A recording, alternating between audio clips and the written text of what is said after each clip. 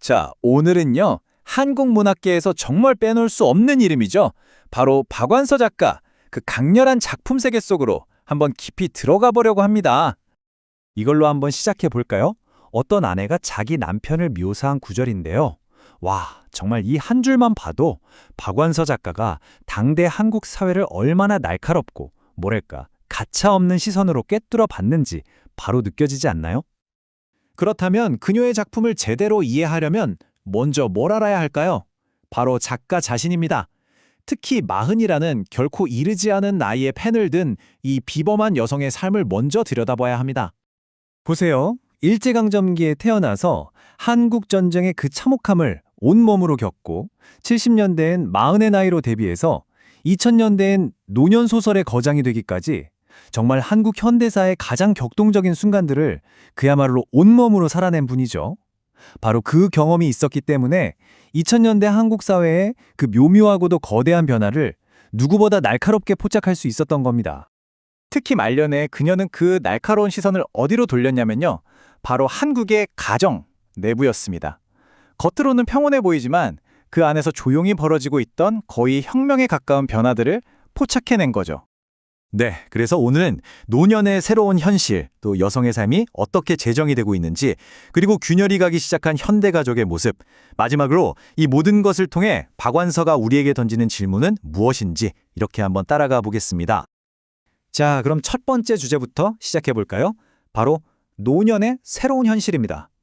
박완서 작가가 그 이전과는 전혀 다른 모습으로 살아가기 시작한 노인 세대에게 어떻게 그들의 목소리를 찾아주었는지 한번 보시죠.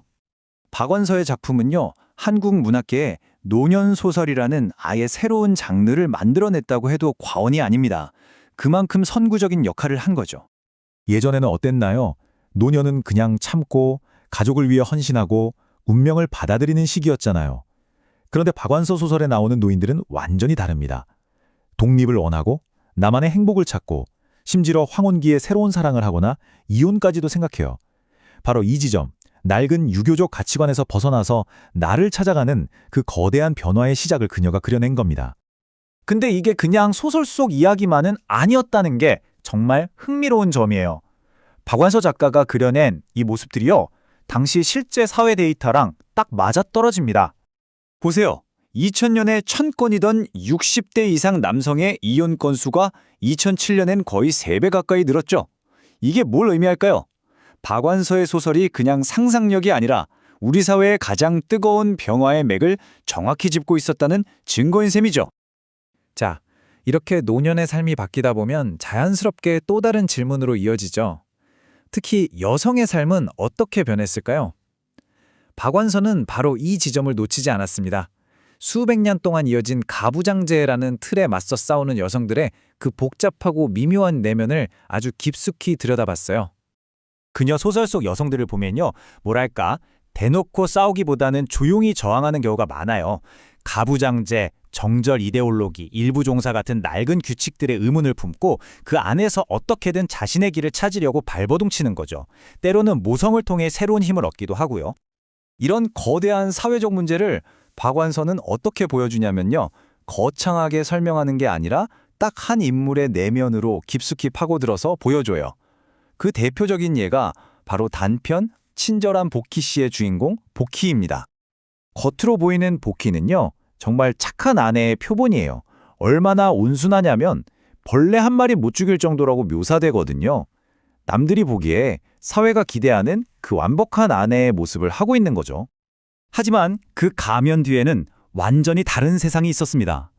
권위적인 남편과의 사랑 없는 결혼 생활을 수십 년간 견뎌내면서 그 안에는 복수심과 분노, 이 모든 걸 벗어던지고 싶다는 욕망이 들끓고 있었던 겁니다. 자, 이제 마지막 주제로 넘어가 보겠습니다. 박완서 작가는 그 시선을 현대 가족에게로 돌립니다. 그리고 전통적인 가족의 유대감이 어떻게 무너지고 있는지 그걸 아주 걱정스러운 눈으로 바라보죠. 예전의 대가족에서 이제는 뿔뿔이 흩어진 핵가족으로 변하면서 이전에는 없던 새로운 갈등과 소외가 생겨나는 거예요. 박완서는 바로 이 지점, 현대사회의 압박이 어떻게 가족이라는 우리 사회의 가장 기본적인 단위를 흔들고 있는지를 보여준 겁니다. 가족의 균열이 만들어내는 이 아픔을 정말 뼈아프게 그린 작품이 바로 단편 촛불 밝힌 식탁입니다. 이야기를 한번 따라가 볼까요? 시골의 아버지가 아들네랑 같이 살려고 서울로 올라올 계획을 세워요. 그런데 며느리가 반대하죠. 결국 아들집 근처 아파트에서 혼자 살게 됩니다. 그러던 어느 날 아버지가 예고 없이 아들집에 찾아가는데 가족들은 집에 있으면서 없는 척을 해요. 문을 열어주지 않는 거죠. 바로 이 장면에서 그 유명한 문장이 나오죠. 아버지는 현관문 구멍, 그 렌즈를 통해 안을 들여다보는데 그게 비정한 웬눈처럼 보였다는 거예요. 와, 이 한 문장이 세대 간의 소통이 완전히 단절되고 정서적으로 붕괴해버린 그 순간을 얼마나 압축적으로 보여주는지 정말 대단하죠. 자, 그럼 이 모든 이야기를 통해 우리는 무엇을 생각해야 할까요? 박완서 작가가 우리에게 남긴 것은 단순히 재미있는 소설들이 아닙니다. 그건 바로 시대를 관통해서 우리에게 계속해서 생각하게 만드는 바로 그 질문들 자체에 있습니다. 그녀는 한국 문학에 노년소설이라는 새로운 길을 냈고 목소리 없던 사람들에게 목소리를 주었습니다. 전통과 현대가 부딪히는 그 생생한 현장을 포착했고 그 속에서 존엄과 관계를 찾으려는 인간의 보편적인 몸부림을 그렸죠. 그래서 저는 그녀를 단순한 작가가 아니라 급변하는 시대의 불안과 희망을 꼼꼼하게 그려낸 일종의 사회지도 제작자였다고 생각합니다. 박완서의 소설 속 인물들은 외로움, 나의 정체성, 그리고 가족이라는 의무 사이에서 끊임없이 씨름했습니다.